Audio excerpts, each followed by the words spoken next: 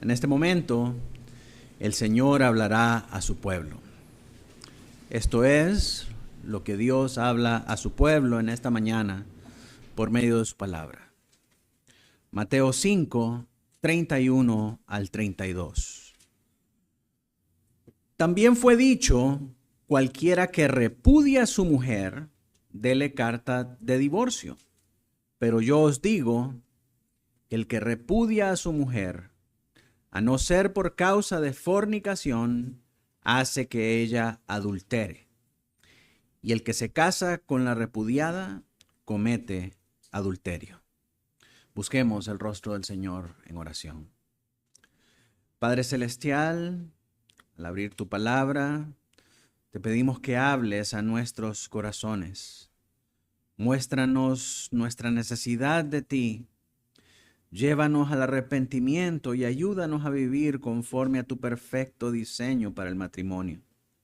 En el nombre de nuestro Señor Jesucristo oramos. Amén.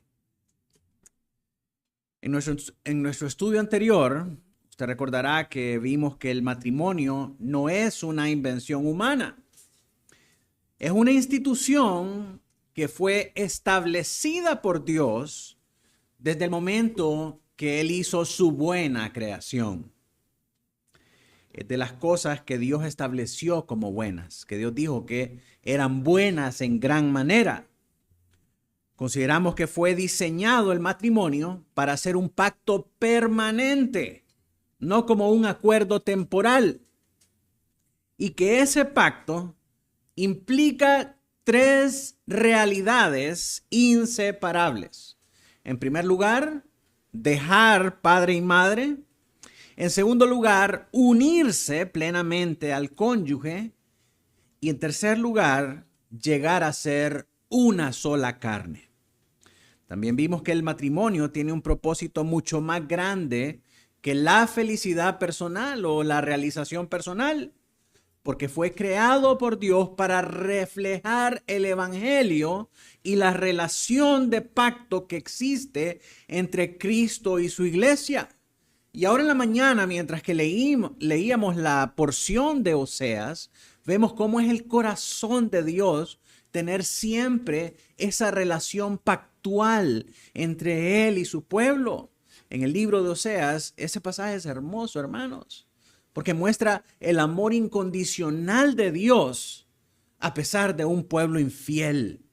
Y a pesar de que el pueblo es infiel, Dios, como un buen esposo, ama a ese pueblo, lo bendice a ese pueblo y lo hace olvidar todos sus baales para entrar en una relación pactual con su pueblo.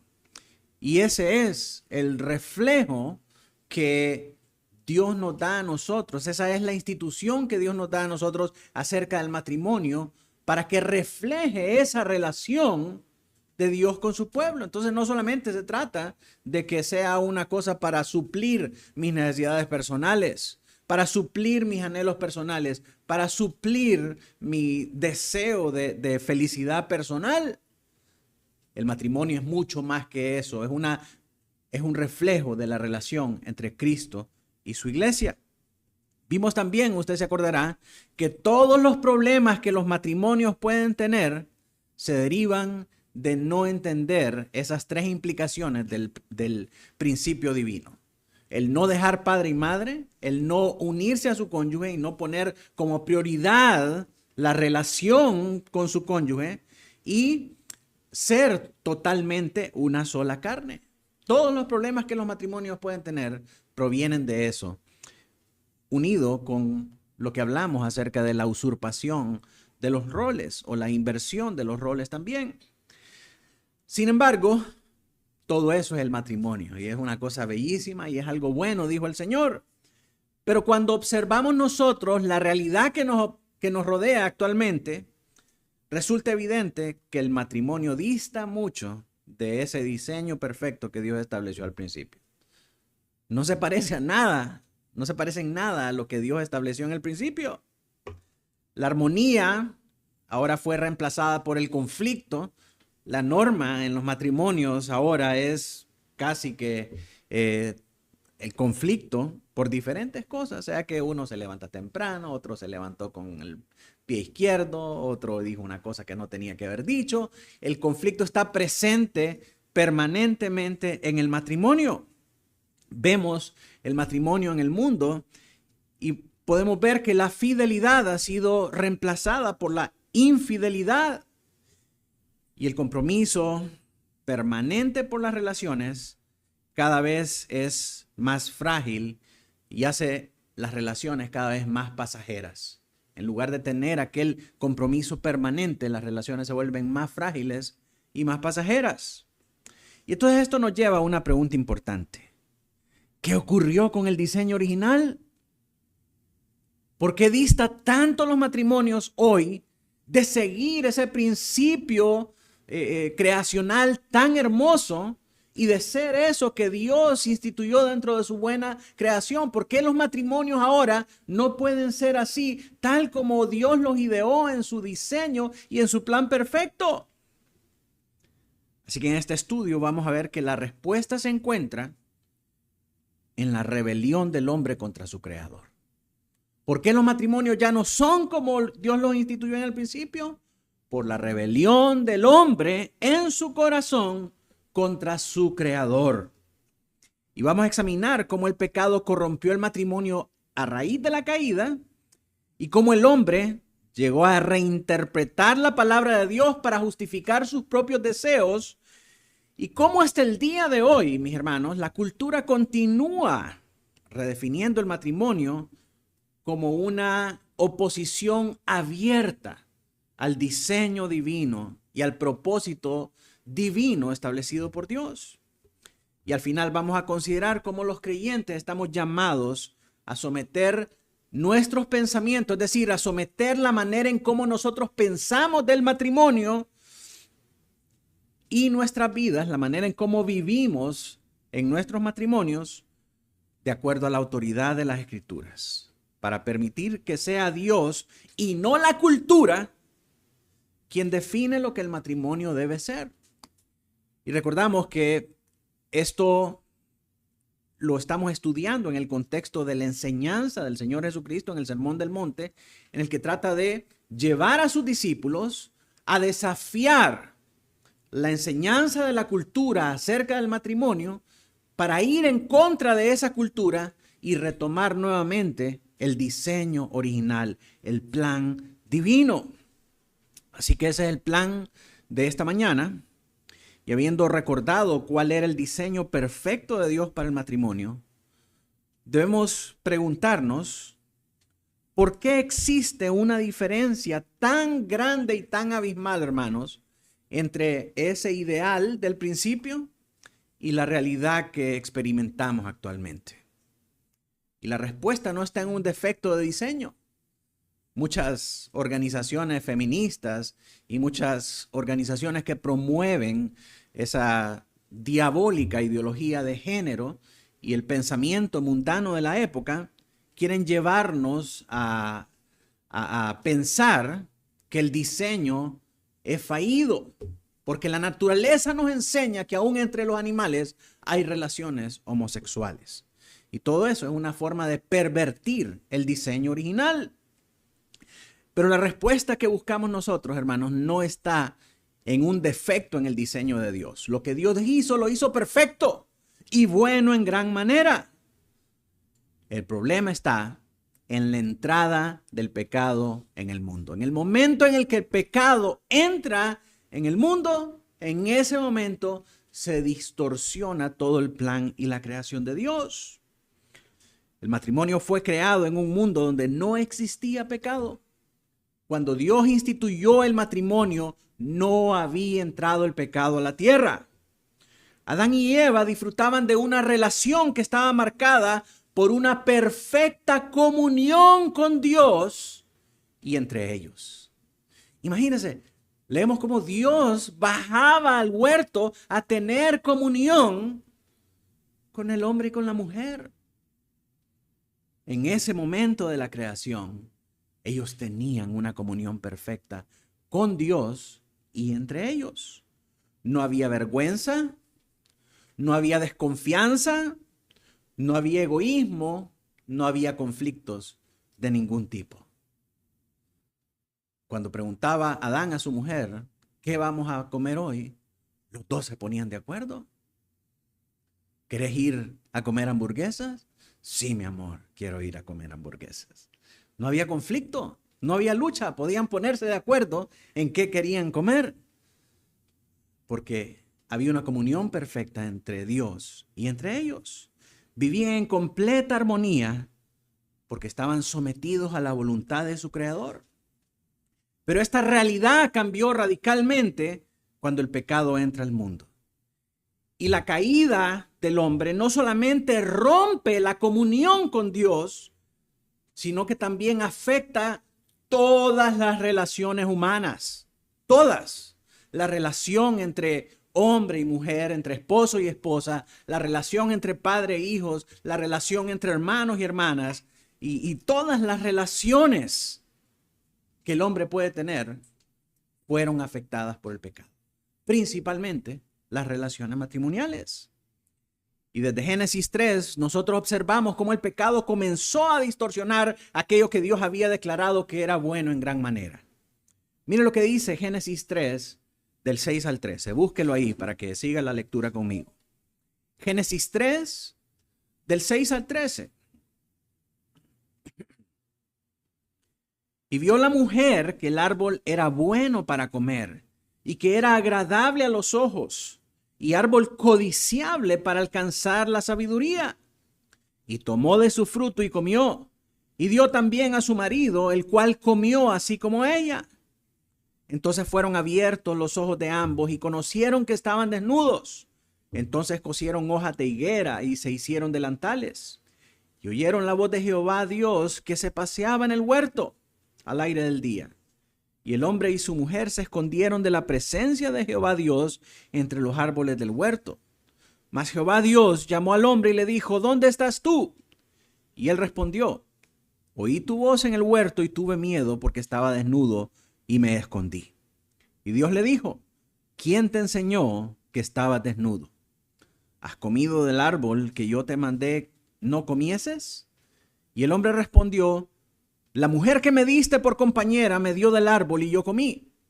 Entonces Jehová Dios dijo a la mujer, ¿qué es lo que has hecho? Y dijo la mujer, la serpiente me engañó y comí. Inmediatamente después de la caída, mis hermanos, aparecen la vergüenza, el temor y el deseo de ocultarse. Adán culpó a Eva por su pecado. Eva culpó a la serpiente. Y a la serpiente no tenía nadie más a quien culpar. En lugar de asumir la responsabilidad delante de Dios, ambos buscaron justificar sus acciones señalando a otro. ¿No le ha pasado que aún los niños chiquitos nunca nadie les ha enseñado a hacer esto? Y usted los llama para preguntarles quién es responsable y lo primero que hacen es señalarse entre ellos. Uno le echa la culpa al otro y el otro le echa la culpa al otro. Eso proviene de la caída. Y la caída afecta seriamente, mis hermanos, nuestras relaciones. Con la caída aparece el temor, la vergüenza, la desconfianza y el deseo de ocultarse. ¿Conoce usted a un hermano que antes era fiel y ahora se ha apartado de la comunión de la iglesia y no quiere ser parte de la comunión? Probablemente es porque haya pecado en su vida. Y no solamente, mis hermanos, pecado sexual, sino que puede ser pecado de orgullo, cualquier otra de las maneras en las que el pecado se puede manifestar. Pero ese deseo de ocultarse cuando está el pecado presente proviene de la caída. Ahí vemos entonces el primer conflicto matrimonial de la historia. Cuando Adán se mira presionado, lo primero que hace es echarle la culpa a su mujer. Y entonces, cuando el Señor aborda a la mujer busca culpables en la serpiente. Y en términos más simples, le estaba echando la culpa a Dios, porque Adán primero le dice a Dios, la mujer que tú me diste, ¿verdad? Y la mujer entonces le echa la culpa a la creación. Es que esas cosas que creaste son malas. Mira esa serpiente, cómo me engañó. Ninguno de ellos asume la responsabilidad. ¿Por qué? Porque esta manera de operar, toda esta conducta, ahora es provocada por la corrupción del corazón humano, por el pecado en el corazón del hombre. El pecado entonces transformó la manera en la que el hombre y la mujer se relacionan.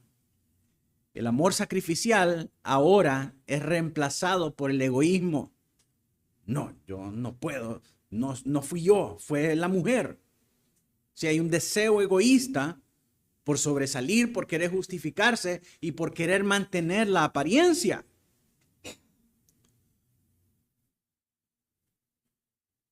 Lo que antes, en lugar de buscar el bien del otro, cada uno comenzó a perseguir sus propios intereses. La disposición a servir fue sustituida por el deseo de ser servido.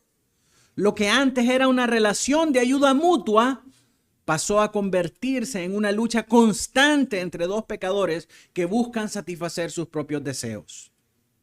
El matrimonio dejó de ser visto como un medio para glorificar a Dios y pasó a ser utilizado para la realización personal, para satisfacer los deseos de reconocimiento, de lujuria, de pasiones desordenadas, de superación personal, etcétera, etcétera.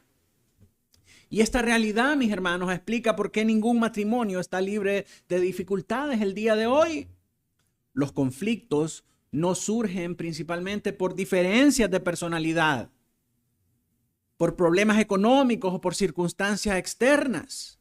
Estas cosas son el detonante, pero el conflicto es más profundo que eso. Y aunque estos factores externos pueden influir, como la diferencia de personalidades, los factores económicos o las circunstancias externas, la raíz del problema siempre es el pecado que permanece en el corazón del hombre. Santiago nos enseña que las guerras y los pleitos provienen de las pasiones que combaten adentro de nosotros. Mire lo que dice Santiago 4, del 1 al 3. Dice Santiago, ¿de dónde vienen las guerras y los pleitos entre vosotros? ¿No es de vuestras pasiones las cuales combaten en vuestros miembros? Codiciáis y no tenéis. Matáis y ardéis de envidia y no podéis alcanzar. Combatís y lucháis, pero no tenéis lo que deseáis, porque no pedís. Pedís y no recibís, porque pedís mal para gastar en vuestros deleites. El problema siempre está en nuestros corazones y no en las circunstancias externas. Y esto es lo que ocurre en el matrimonio. Las discusiones, la falta de perdón, el orgullo, la amargura, la dureza del corazón, solamente manifiestan una naturaleza pecaminosa que continúa luchando en oposición directa contra el diseño original de Dios. Además, la caída introdujo consecuencias específicas en la relación entre el hombre y la mujer. En Génesis 3, del 16 al 19, describe cómo el pecado afectaría esa relación ahora con tensiones y con luchas por el liderazgo y la autoridad. Miren lo que dice Génesis 3, los versos del 16 al 19. A la mujer dijo, multiplicaré en gran manera los dolores en tus preñeces. Con dolor darás a luz los hijos y tu deseo será para tu marido y él se enseñoreará de ti. Y al hombre dijo, por cuanto obedeciste a la voz de tu mujer y comiste del árbol que te mandé, diciendo no comerás de él, maldita será la tierra por tu causa. Con dolor comerás de ella todos los días de tu vida. Espinos y cardos te producirá y comerás plantas del campo. Con el sudor de tu rostro comerás el pan hasta que vuelvas a la tierra, porque de ella fuiste tomado, pues polvo eres y al polvo volverás. Lo que originalmente había sido una relación de cooperación mutua para servir y glorificar juntos a Dios, ahora se convirtió en una relación que está marcada por el conflicto. Desde entonces el hombre ha tenido que ejercer su autoridad de una manera pecaminosa sobre la mujer, mientras que la mujer ha luchado contra el orden establecido por Dios. Ninguna de estas actitudes que nosotros vemos en los hombres de estos últimos tiempos refleja el propósito original del Creador. Ni machismo, ni feminismo. Nada de eso fue contenido dentro del diseño original del Creador. Es importante entonces, hermanos, comprender que el problema del matrimonio nunca ha sido el matrimonio mismo. Es que solo te casas y comienzan los problemas. Error. Mentira. Ese es un pensamiento y es un paradigma cultural. La enseñanza contracultura del Señor Jesucristo y su palabra nos enseñan que el problema no está en el matrimonio mismo. El matrimonio es una institución divina que obedece al plan divino, al diseño original de Dios de unión entre un hombre y una mujer para cooperar juntos en glorificar a Dios y reflejar la relación pactual de Dios con su pueblo. Sí, el problema entonces no está en el matrimonio. El problema siempre está en nuestros corazones, que están gobernados por el pecado. Así que esto nos lleva a establecer claramente, mis hermanos, número uno, que el problema no es el matrimonio. Y número dos, que Dios no necesita corregir su diseño. Dios no necesita actualizar el matrimonio a un matrimonio 2.0 en el que la modernidad de los tiempos demandan que rompamos esa cadena heterosexual y incluyamos en la fórmula más géneros. No. El diseño de Dios es perfecto. Dios no necesita corregir el diseño. Su diseño es perfecto. Lo que necesita ser transformado es el corazón del hombre. Mientras el pecado gobierna el corazón, también va a gobernar la manera en cómo un esposo ama a su esposa y una esposa responde al amor de su esposo. Por eso la solución definitiva, mis hermanos, a los problemas matrimoniales no consiste simplemente en mejorar las técnicas de comunicación. No consiste en establecer mejores estrategias de convivencia, sino en la obra redentora de Cristo que transforma el corazón y restaura a los pecadores para que puedan vivir conforme al propósito que Dios estableció para el matrimonio. Y ahora, es importante, hermanos, que nosotros podamos reconocer que el pecado corrompió el matrimonio. Y creo que en eso estamos de acuerdo porque es lo que la Biblia nos dice. Pero porque reconozcamos que los problemas en nosotros son el pecado, la caída y la corrupción de la creación a causa del pecado, eso no significa que los creyentes pueden usar la caída como una excusa para seguir pecando. Es que a vos no se te puede decir nada.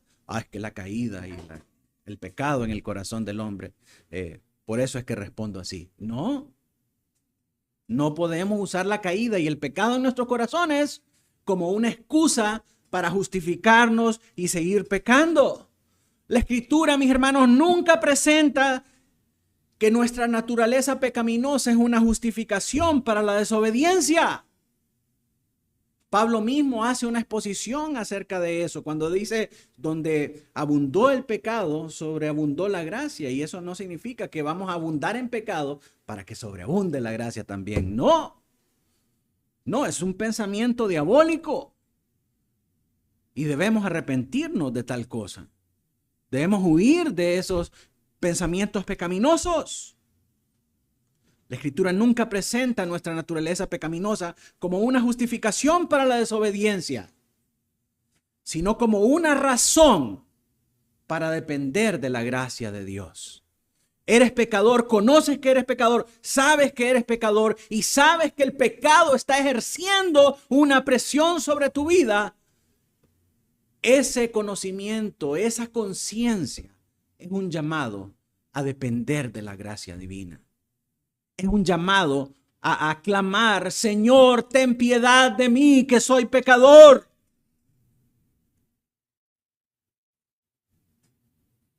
En Cristo, mis hermanos, lo que el hombre perdió en el Edén ha comenzado a ser restaurado.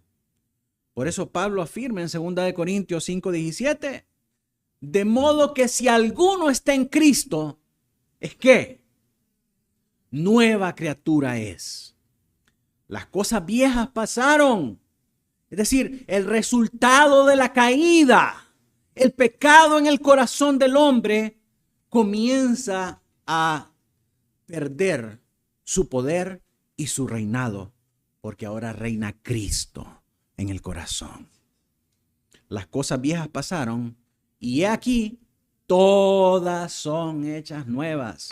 Nuevo corazón, nuevamente renovada por las Escrituras, por el poder de Dios, y nuevas relaciones.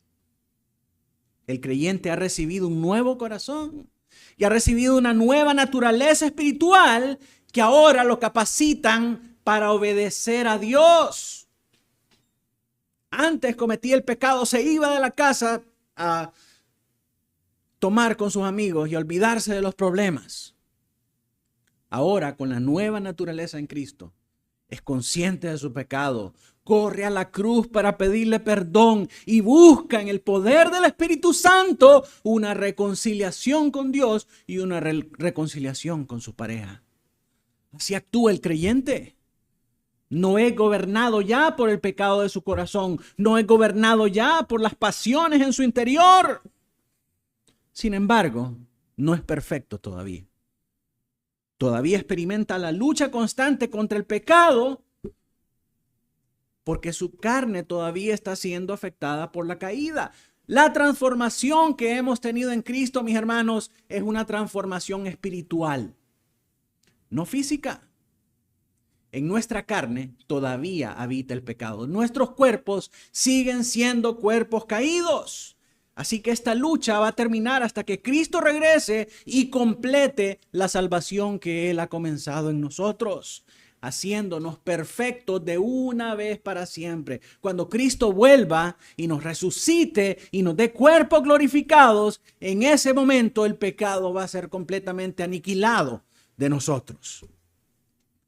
Mientras tanto, a causa de la nueva vida en Cristo, el pecado ya no tiene dominio sobre los que le pertenecen a Dios. Porque la Biblia dice en 1 Juan 1, si alguno hubiere pecado, abogado tenemos para con el Padre, a Jesucristo el justo, y Él es la propiciación de nuestros pecados. Pecaste, te dueles por tu pecado. Cristo te ha mostrado que eres pecador y estás destituido de la gloria de Dios. Ahora tienes un abogado al que puedes correr y al que puedes pedirle que su sangre te limpie de ese pecado y puedes ser libre de ese pecado. Puedes ser libre del poder del pecado. Puedes ser libre de la culpa. Puedes ser libre de la condenación y ahora puedes ser guiado por Dios a vencer ese pecado que te mantiene atado. Por medio de Cristo recibimos perdón, restauración, libertad del poder del pecado para no seguir practicándolo y para verdaderamente arrepentirnos y dolernos por él. Así como también tenemos libertad de la condenación y de la culpa por haberle fallado a Dios y a aquellos a quienes le fallamos. Ahora podemos reconocer y decir, perdonad, te fallé, yo sé que lo que hice estuvo malo. Le pido a Dios que me ayude a ser libre de estas cosas, que me ayude a restaurar esta situación. Todo eso lo cubre la sangre de Cristo. Perdón, libertad de la culpa, libertad de la condenación. Nos da el poder para apartarnos, para salir de ese pecado y no seguir presos de ese pecado. Lo que sí no borra, algunas veces, son las consecuencias por el pecado. Nuestras acciones tienen consecuencias. Y muchas veces, defraudar, lastimosamente, hace que se pierda la confianza. Pero a pesar de las consecuencias que puedan venir por nuestro pecado, siempre recibimos de Dios gracia sobre gracia. Porque Él obra soberanamente para que aún en esas consecuencias, todas esas cosas contribuyan a nuestro bien y a nuestra santificación. Romanos 8:28 nos dice que todas las cosas ayudan para bien a los que le aman. Pero si usted no le ama y todavía sigue en su pecado, todavía sigue en la práctica consciente del pecado, sin dolerse por él y sin buscar un arrepentimiento, no espere que esas cosas ayuden a su bien, más bien van a ayudar a su condenación. Por eso, por todas estas cosas tan hermosas que recibimos en Cristo, mis hermanos, ningún matrimonio debe vivir sin esperanza. En Cristo hay esperanza, en Cristo hay perdón, en Cristo hay restauración. Ahora, no espere que después del pecado las cosas sean como fueron antes. La Biblia dice aquí, Dios hace cosas nuevas. Todo está siendo hecho nuevo. Entonces, al pedir perdón, al recibir perdón y abrir nuestros corazones a dejar que la gracia de Cristo transforme nuestras vidas, transforme nuestras relaciones, el Señor nos da una oportunidad de crear algo nuevo a partir de ese momento. Una relación más íntima, más profunda y más dependiente de Dios de lo que fue anteriormente. Así que ningún matrimonio, mis hermanos, debe vivir sin esperanza. Mientras estemos en Cristo, hay esperanza. Porque el Señor tiene poder para restaurar a quienes se arrepienten y confían en Él.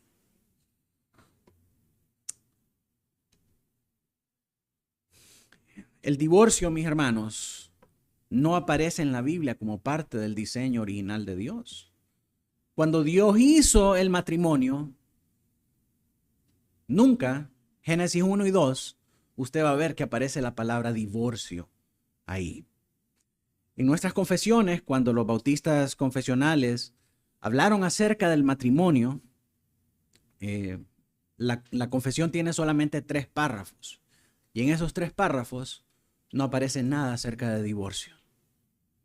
Porque para un creyente verdadero, el divorcio no forma parte del buen diseño de Dios para el matrimonio. Entonces, la palabra divorcio no aparece en la Biblia como parte de la buena creación de Dios, sino que aparece como una consecuencia de la caída. Su práctica la podemos entender cuando nosotros seguimos el desarrollo de la historia bíblica. Mira entonces, en Génesis 1 y Génesis 2 se nos presenta a nosotros la buena creación de Dios y la institución del matrimonio. Génesis 1 y Génesis 2. Pero cuando llegamos a Génesis 3, ¿qué pasa? La caída. Y entonces, a partir de Génesis 3 para adelante, comienzan las consecuencias del pecado en las relaciones humanas. ¿Qué vemos después de la caída? Caín y Abel, hermanos matándose entre ellos. Y aunque el libro de Génesis no registra de manera explícita un divorcio, sí muestra matrimonios que están marcados por el favoritismo, por el engaño, por la poligamia, por el adulterio y por el abuso. Podemos ver cómo lo que Dios había instituido comienza poco a poco a deteriorarse con el paso del tiempo. Y al pasar de los siglos, el endurecimiento del corazón humano es tal que hace que el divorcio se convierta en una práctica normal para los hombres y principalmente para el pueblo de Dios. Para el tiempo de Moisés, el problema era tan frecuente y con tantas consecuencias que es necesario que Dios le dé al pueblo una regulación para el divorcio. Y esta la encontramos en Deuteronomio 24, del 1 al 4.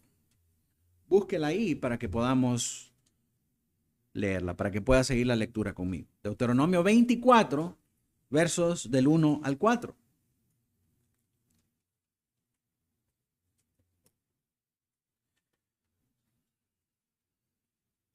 Mire lo que dice Deuteronomio 24, del 1 al 4. Cuando alguno tomare mujer y se casare con ella, si no le agradare por haber hallado en ella alguna cosa indecente, le escribirá carta de divorcio y se la entregará en su mano y la despedirá de su casa. Y salida de su casa podrá ir y casarse con otro hombre. Verso 3. Pero si la aborreciere este último y le escribiere carta de divorcio y se la entregare en su mano y la despidiere de su casa, o si hubiere muerto el postrer hombre que la tomó por mujer, no podrá su primer marido que la despidió volverla a tomar para que sea su mujer después de que fue envilecida, porque es abominación delante de Jehová, y no has de pervertir la tierra que Jehová tu Dios te da por heredad. Entonces el problema era tan grande, el endurecimiento del corazón de los hombres hacia Dios y hacia sus relaciones matrimoniales era tan grande que esto del divorcio se había implementado como que si fuera cualquier cosa. Hombres tomaban mujeres y las despedían porque no les gustaba esto, y el resultado era un montón de mujeres solteras y aborrecidas a causa de esta práctica machista y antigua de el divorcio por cualquier razón que fuera.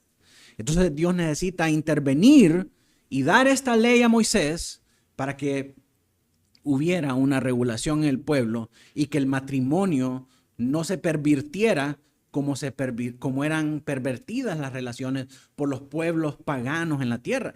Miren cómo el Señor habla y dice que esto es abominación a Jehová.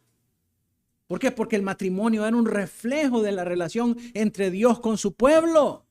Pero a causa de que esto estaba siendo un gran problema en Israel, el Señor interviene y deja estas situaciones como los causales para dar a una mujer carta de divorcio. Y tienen que ver con la inmoralidad sexual, no con que no le cocinan los huevos como a usted le gusta. No es que esta mujer solo sabe hacer huevos estrellados y a mí me gustan revueltos, le voy a dar carta de divorcio. No, no es por cualquier cosa. Es únicamente por inmoralidad. Y el Señor establece que es abominación delante de Jehová y le dice al pueblo que a causa de estas prácticas ellos estaban pervirtiendo la tierra que Él les había entregado. Entonces no es que el Señor toleraba el divorcio. El Señor lo estaba regulando para evitar que siguieran proliferando todos estos divorcios por cualquier cosa. Pero es importante notar, mis hermanos, que Dios no está instituyendo aquí el divorcio a través de Moisés. El divorcio ya existía. Era practicado por los pueblos paganos. De tal manera que en Éxodo 34 el Señor utiliza la palabra divorcio para que Israel comprendiera la separación que Dios había puesto entre ellos y entre los demás pueblos paganos. Mire lo que dice Éxodo 34, 11 y 12. Guarda lo que yo te mando hoy, y he aquí que yo echo delante de tu presencia. Subraya esa frase ahí, echo delante de tu presencia, porque esa es la misma palabra de divorcio en hebreo. Dice el Señor, he aquí yo echo delante de tu presencia al amorreo, al cananeo, al eteo, al fereceo, al heveo y al jebuseo. Guárdate de hacer. Oiga, esto es lo contrario a lo que el Señor está haciendo. Entonces, Él le dice, echo delante de tu presencia, y entonces ahora tú guárdate de hacer lo opuesto. ¿Qué es lo opuesto a eso? Guárdate de hacer alianza. Subraya esa palabra ahí también. Guárdate de hacer alianza con los moradores de la tierra donde has de entrar, para que no sean tropezadero en medio de ti. Esa palabra, hecho delante de tu presencia, es la misma palabra utilizada para divorcio en Levítico y en Deuteronomio. Y en contraste les dice en el siguiente verso que no hagan alianza con nadie. Y esta palabra alianza se puede traducir como pacto o juramento. Sí, el nuevo pacto algunas veces es referido en la Escritura como la nueva alianza, el nuevo juramento, el nuevo pacto. Entonces el Señor, al poner estas dos palabras en contexto, en el mismo contexto, podemos hacer una relación directa acerca del divorcio y el casamiento. Lo que el Señor le está diciendo es: los divorcié de estos para casarlos conmigo. Muy similar al mensaje que leímos en Oseas. No se vayan a casar con otros, porque yo tengo alianza con ustedes. Los divorcié de aquellos para entrar en una alianza, para entrar en un pacto, para entrar en una relación pactual conmigo. Así que no se vayan a casar con otros. Ahora, pregúntese esto. ¿Cómo el Señor habla acerca de divorcio si no es algo que Él mismo instituyó? Ni tampoco algo que Él había enseñado hasta ese punto a su pueblo. Nunca va a ver usted que el Señor da una orden directa o habla acerca de lo que es el divorcio. Ahorita está enseñando acerca del divorcio a través de esta regulación, pero nunca como una institución, sino lo que el pueblo tenía que hacer para bregar con estas cosas. Pero a pesar de que el Señor no lo había enseñado hasta este punto, el pueblo entendió lo que Dios estaba diciendo. ¿Por qué entendieron el mensaje? Porque ya era algo que los hombres practicaban desde la caída. Ya era algo normal entre la sociedad de aquel momento. Entonces, ¿Dios instituyó el divorcio? No, Dios no instituyó el divorcio. ¿Quién lo instituyó? Los hombres. Los hombres. Entonces, ¿qué es lo que está haciendo Dios con este mandamiento de Deuteronomio? En este contexto, en particular, está regulando una práctica pecaminosa para limitar sus consecuencias y para proteger principalmente a las mujeres de su pueblo, ya que podían quedar completamente desamparadas si eran despedidas por sus esposos. Siglos después, en tiempos de los profetas, el problema se venía agravando, porque los hombres israelitas estaban abandonando a las esposas de su juventud para casarse ahora con mujeres extranjeras. Y en Malaquías 2, del 13 al 16, Dios denuncia esta infidelidad y declara que Él aborrece el divorcio porque constituye una traición al pacto matrimonial. Mire lo que dice Malaquías 2, del 13 al 16. Y esta otra vez haréis cubrir el altar de Jehová de lágrimas, de llanto y de clamor. Así que no miraré más a la ofrenda para aceptarla con gusto de vuestra mano. Mas diréis, ¿por qué? Porque Jehová ha atestiguado entre ti y la mujer de tu juventud, contra la cual has sido desleal, siendo ella tu compañera y la mujer de tu pacto. ¿No hizo él uno, habiendo en él abundancia de espíritu? ¿Y por qué uno? Porque buscaba una descendencia para Dios. Guardaos pues en vuestro espíritu y no seáis desleales con la mujer de vuestra juventud. Porque Jehová Dios de Israel ha dicho que Él aborrece el repudio. Y al que cubre de iniquidad su vestido, dijo Jehová de los ejércitos. Guardaos pues en vuestro espíritu y no seáis desleales. Y esto demuestra, mis hermanos, que aunque la ley regulaba el divorcio, Dios nunca dejó de condenar el uso pecaminoso de esa práctica. Aunque la ley regula el divorcio, no significa que el divorcio no sea una abominación para el Señor.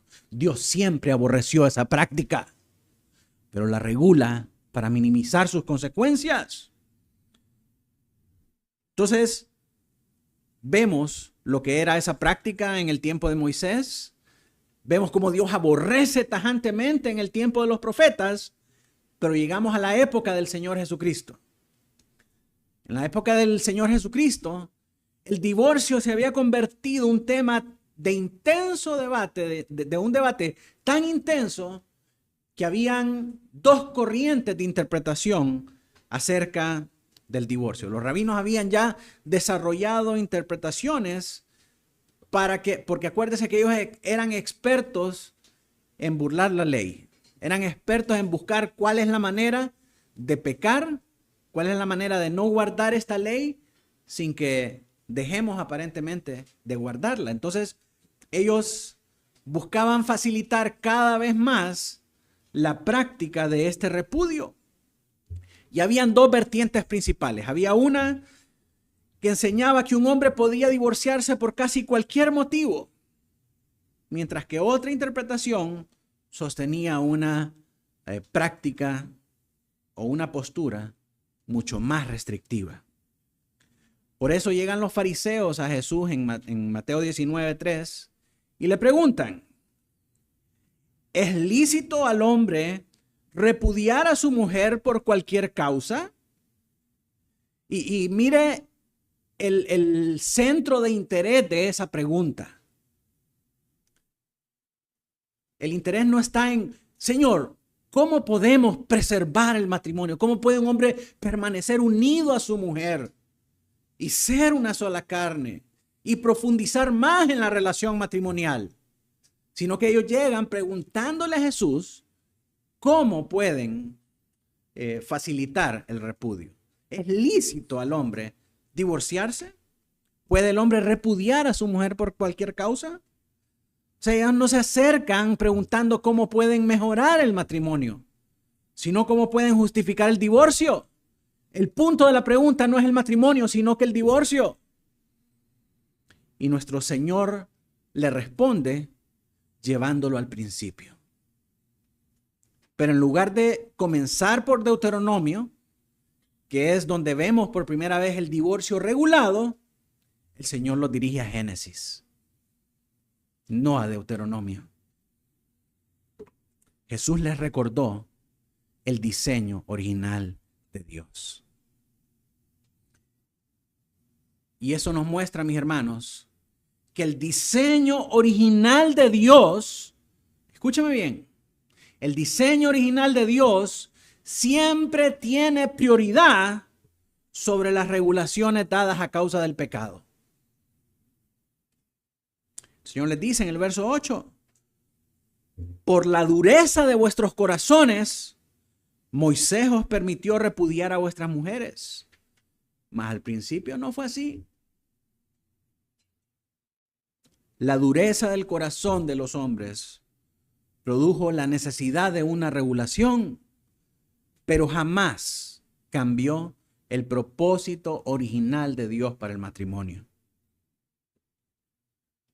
Entonces, mis hermanos, como una aplicación especial, nunca debemos convertir una concesión divina frente al pecado humano en un mandato o en un derecho. El que el Señor tolere algo no significa que nosotros debamos tomar esa concesión, tomar esa regulación, tomar esa excepción como un mandato para nosotros. Lo que prima en esos casos es el diseño divino, es el diseño original. Esto es como aquellos que dicen, David tenía muchas mujeres, pero Dios dice que David era un hombre conforme al corazón de Jehová. Yo también soy un hombre conforme al corazón de Jehová, así que puedo tener muchas mujeres. Mire, con David no pasó nada. No te equivoques. Que Dios haya permitido que David pecara, que David tuviera otras mujeres, no significa que Dios toleraba esa práctica. No significa que Dios tolera la poligamia. No significa que Dios estuviera de acuerdo con él. cuando fue tiempo de castigar a David por su pecado, Dios no lo tuvo por inocente. Lo castigó duramente, quitándole lo que más quería.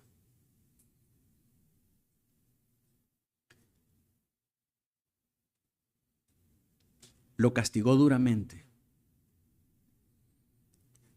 Mis hermanos, David lloró amargamente su pecado y se arrepintió más profundamente de su pecado de lo que alguna vez disfrutó el placer de ese pecado. El pecado no es asunto de juego. Es dulce al paladar, dice la Biblia, pero es amargo en nuestras entrañas. Dios castiga duramente el adulterio. Dios lo aborrece, Dios lo abomina, porque Él es santo. Y el matrimonio es una representación de esa santidad de Dios. Y el que no haya castigado ahora un adulterio, no significa que no lo hará. No significa que Dios ha pasado por alto esa pecaminosidad. Así que ten cuidado y arrepiéntete. No vaya a ser que a ti también te quite lo que más amas. Lamentablemente, la misma actitud de los fariseos sigue presente en nuestros días, hermanos. Muchas personas no se acercan a la Biblia para someterse a ella, sino para encontrar argumentos que respalden lo que ya han decidido hacer. Andan buscando cómo la Biblia aprueba lo que ellos quieren. En lugar de permitir que la Biblia transforme sus deseos, intentan reinterpretar la palabra para acomodarla según sus propios deseos. Pero un corazón que ha sido verdaderamente regenerado por el Espíritu Santo se pregunta, ¿cuál es el mínimo? No pregunta cuál es el mínimo que Dios exige, sino pregunta, ¿cómo puedo obedecer plenamente la voluntad de mi Señor? ¿Qué es lo que Dios quiere de mí? ¿Cómo puedo yo agradar al Señor por medio de esto? Así que mis hermanos, en resumen, la práctica del divorcio se difundió entre los hombres por 3 razones principales. En primer lugar, por la corrupción del corazón humano producida por el pecado. En segundo lugar, por la dureza de sus corazones que llevó a los hombres a romper el pacto matrimonial. Y en tercer lugar, por la reinterpretación de la ley, mediante la cual los líderes religiosos transformaron una regulación del pecado en una aparente autorización de Dios para divorciarse. Así que todo esto prepara el escenario para la enseñanza del Señor Jesucristo. Porque el Señor, cuando habla acerca de este tema, no viene a crear una nueva institución o una nueva doctrina acerca del matrimonio, sino que viene a restaurar la comprensión de sus discípulos del diseño original que había sido establecido por Dios desde la creación. Y con eso terminamos nuestro estudio hoy.